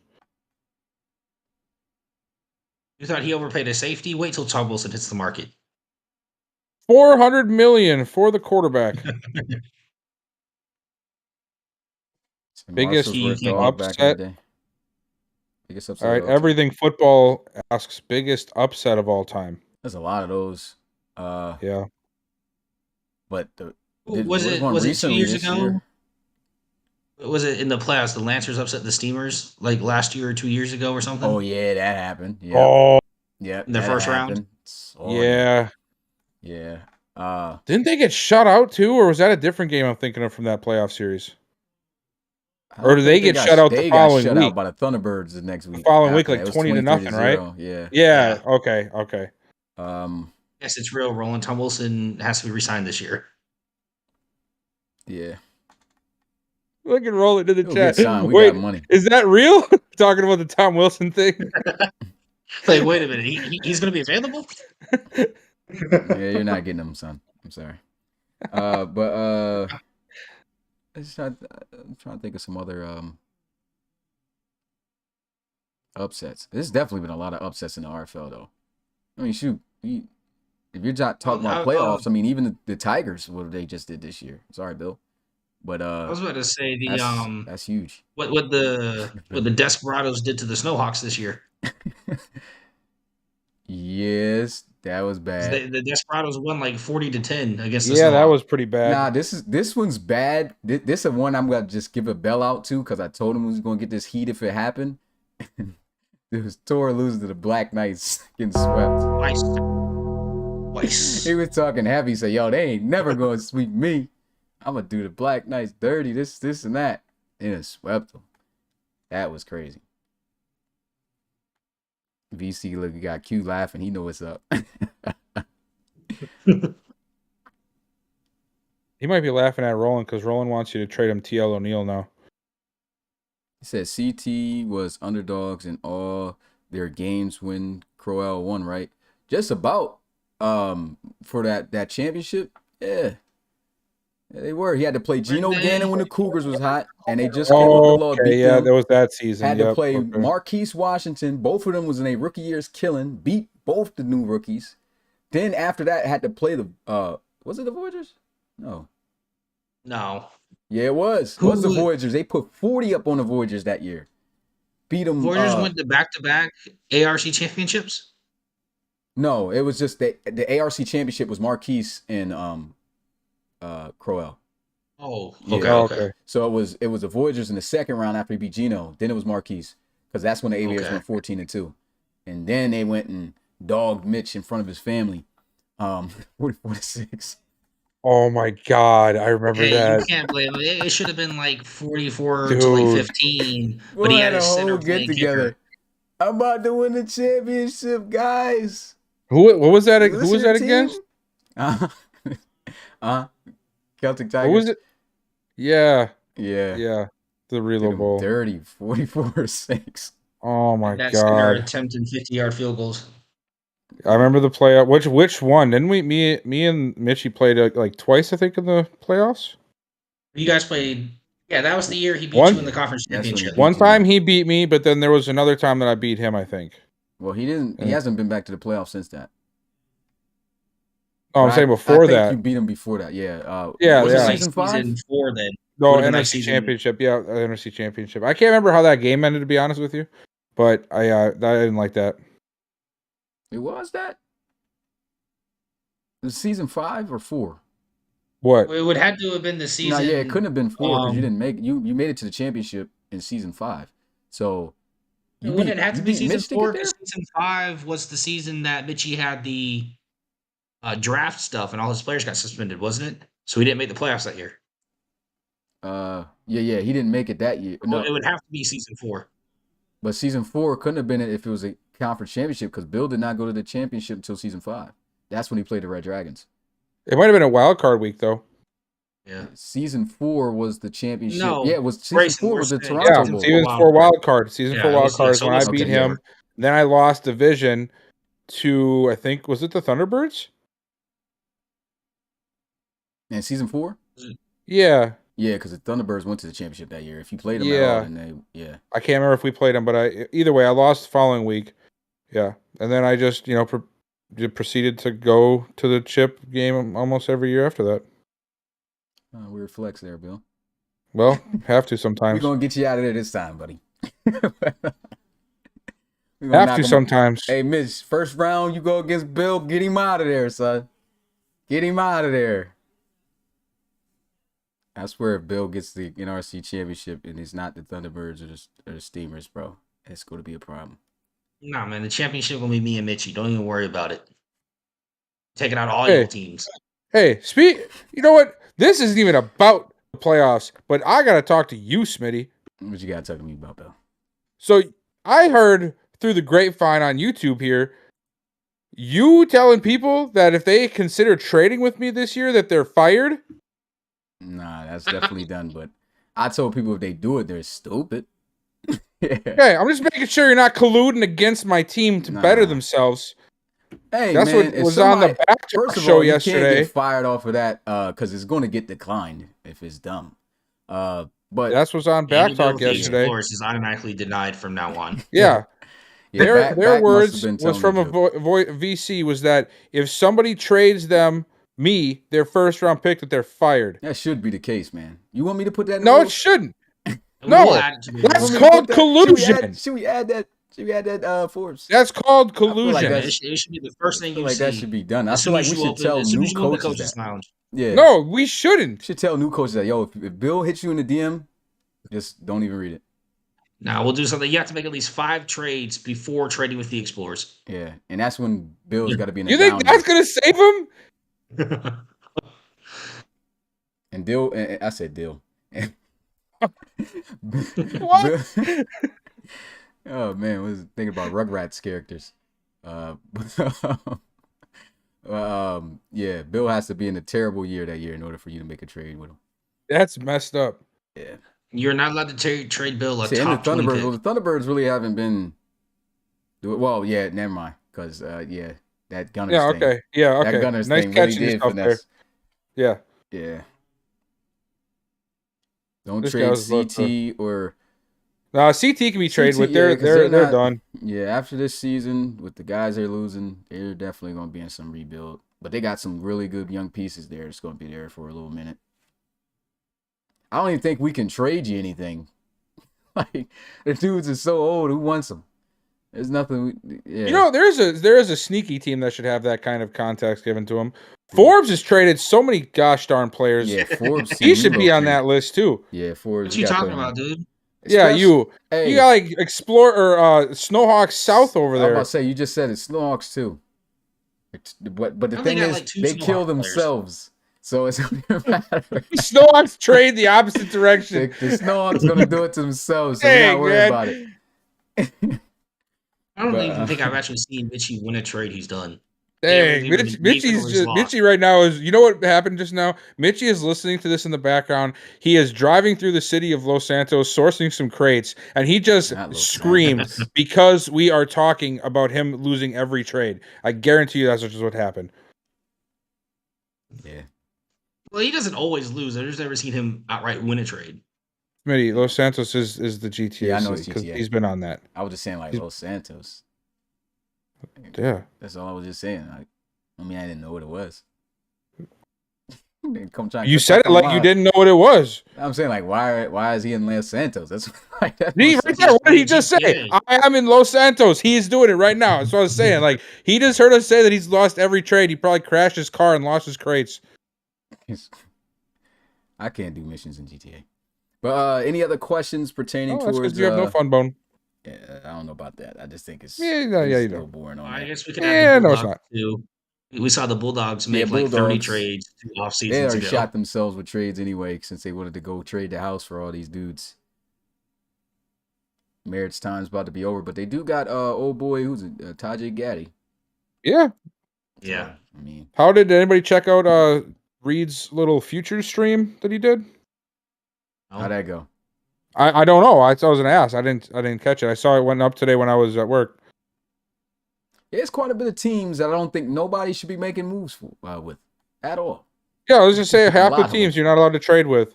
Red Dragons Just though basically, is going to be like, even though they fire right now, they're old as I don't know what too. So, but they stacked up on So all them look- draft picks already. They got like so many draft picks right now, man. Who's that? basically Red just Dragons, said don't trade with Coach Davis. top 6. Coach power Davis, Yes. is finesse. He That boy he got did, but he picks did like it 2 crazy. years ago. I know. That boy I was a respect that. genie. I respect that. He knew the future.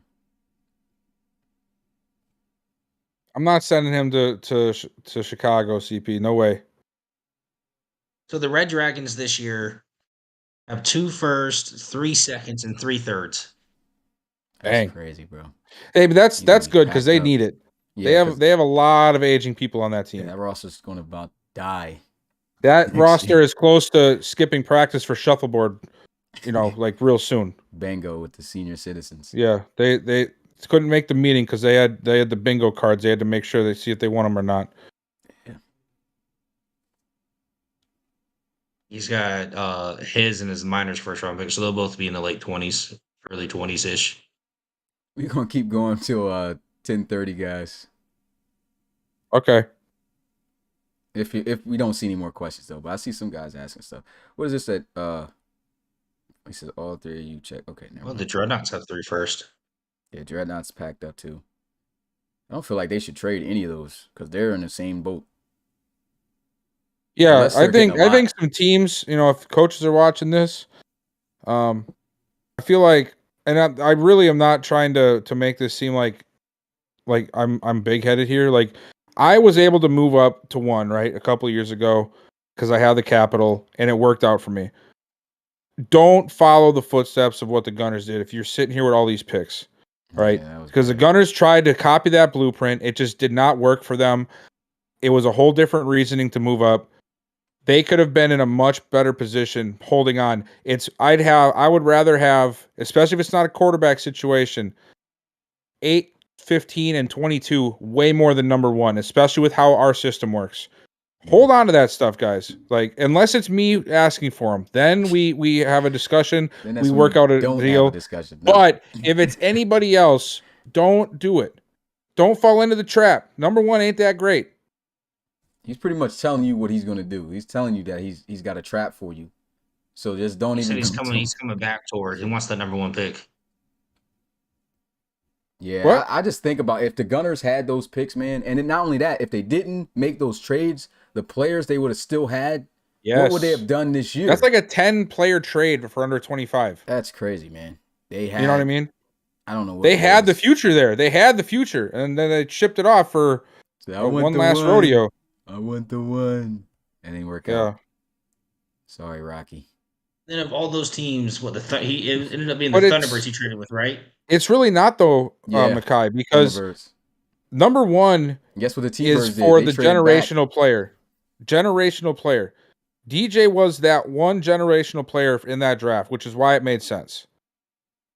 Even with Cage and the guys up top there like KMJ, that's not a quarterback. So it's not the same. It's not. I understand it. It's funny that I say that, but it really is a difference. Yep. Yeah, he traded the T-Birds, and man. even when the Bulldogs, when they went all the way up to 1, they ended up with Drew Brewer, who's currently like a 95 X factor at like 22 years old. That's different. Yeah. Yeah, that's crazy. I mean, Tyler Cage is impactful, but the Gunners had so many holes from the trades. You know what I'm saying? Yeah. Like if they didn't Yeah. if they didn't lose those players, and you still could have made that move and got the one, I know. then that's understandable. But to lose all of those key players that took you to the Relo Bowl, that took you to all the way to the conference championship, and to have that type of season, and think that one player was going to change something, even if it was somebody else, like because I don't think he was going to take Cage, which I think would have been worse. So like that would have made an impact either way. You had 3 young first round players you could have got out of this draft. And Yeah. Yeah, and then I ended up of course, I finessed him I though. I said wasn't gonna. Staten there this off season, Mhm. but I ended up taking Reggie Craig from him, a first, a second, and Dwayne Constant for And just Staten. he traded away those corners you talked about, Bill. Those young defensive backs to Yep. the Voyagers. Yep. That was bad. Like, And yo, those that's so guys were many not players. just good, but they were like you could play them at. Not only could you play them at strong safety or free safety, but they can also play corner. Because I think Baker has one of them playing corner right now. Yeah. That is some huge pieces. Plus, with the new revised rules we have, I think one of those guys, if I'm not mistaken, might even be considerable for a linebacker position. Not that I would put him there, but I'm just saying, like Mhm. the That's oh 8 gosh, I just players lost the though. It word. was 8 players, 8 Yeah, starters that he yeah. traded away. So that was bad. It's Tyler just Gage. it was a bad move. It was. And I understand, you want that number 1 pick, you want the oh my gosh, they got number 1. I'm going to get the best player. It sounds great, but you can't dismantle the team to put it there cuz then you undo all the work you did. Yeah. Anybody got any other questions for us to answer here live? 2 more minutes.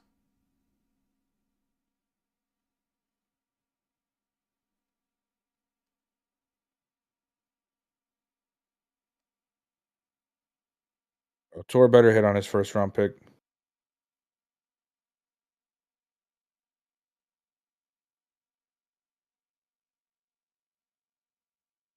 Basically, we don't decline stuff, just Yeah, decline stuff. If yeah, there's no like, reason to decline it, Yeah. we're not going to do it. That's the tough part with that stuff is Yeah. because if it's obviously we'll sit there and we'll say like this is just an inside. I think we've talked about this a little bit on here before. I'm sorry, this microphone will not stay up, so it's like really bothering me with where I'm sitting. Damn it. Dang it. But anyway. Well, I don't want to get in the habit of say, but I guess that isn't actually that bad. I mean, Either way, I CNA said dang switching. it. I didn't say the first one. But anyway, like if we're gonna trade, tripping. we'll talk about it's better than the F word, all right? Go ahead, Bill. Let's get past this, man. What are you gonna say? If we're gonna my trade God. and a coach gives us a trade that we think is just stupid. Yeah. If it's not a trade that is hurting the team specifically and is not that outside of it's hard to explain. It's just sort of Yeah, it when you see it. I guess I get what you're like in terms of the Gunners. Yeah, technically looking at what happened this year, it hurt the team, but it's not like the Gunners still wasn't winning games and could have made the playoffs. Like literally, they still could have made the playoffs this year, even with those losses. So it wasn't something that I saw as the team is absolutely destroyed. They still did what they did. They still can make the playoffs this year. They need a miracle just about to happen, but I mean. That wasn't bad enough for me to decline those trades. And it's not just me. I don't know why people keep thinking I'm the one in the I mean, I get to shut it down immediately if I see it and I'm just like, yo, this is not even going to a debate, but like I'm not the only one giving the okay on these trades.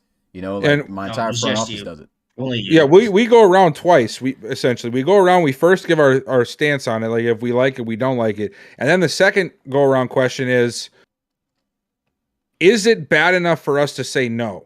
Because you have to let coaches lose.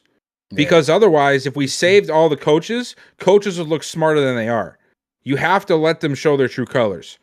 Otherwise, they'll just keep, floating because we let the trades stop if they're being stupid, So it's a give and take. Well, we've hit 10:30. It's been fun. We could continue this on possibly in the Discord, guys. I've been in there lately, chilling with the guys. Maybe could get a little bro on Call of Duty if any of y'all are nice, but we're probably trash. And we'll go ahead What's and close trash? out. I said probably some dudes suck at Call of Duty, but if you feel like you like that, man, go ahead. Don't talk about yourself like that, man. Nah, that's crazy, man. You ain't see me play. You don't even got the game. You know you're trash. That's why I don't buy 2K. I suck at 2K. But anyway, we're going to highlight your boys for tomorrow. Oh yeah, here's the schedule of the game. We got the Armadillos and the Voyagers coming up. So you guys want to make sure you catch that at 8 p.m. Eastern. I'm going to be calling that game. And like Forbes said earlier, this game, depending on who wins or loses, that helps out other teams. And there's a lot of important games going on here. The playoff race is intensifying, guys. You guys do not want to miss it. But that is it for us. It's your boy Smitty, RFL Commissioner and Play-by-Play Commentator, along with Bill and Ford, Sir Bill Jr. And we'll see you guys next time. Bill, go get that mic some Viagra. Peace. I can't say the D word, but you can say that. All right, that's how it is. Have a good night, everybody. Yeah.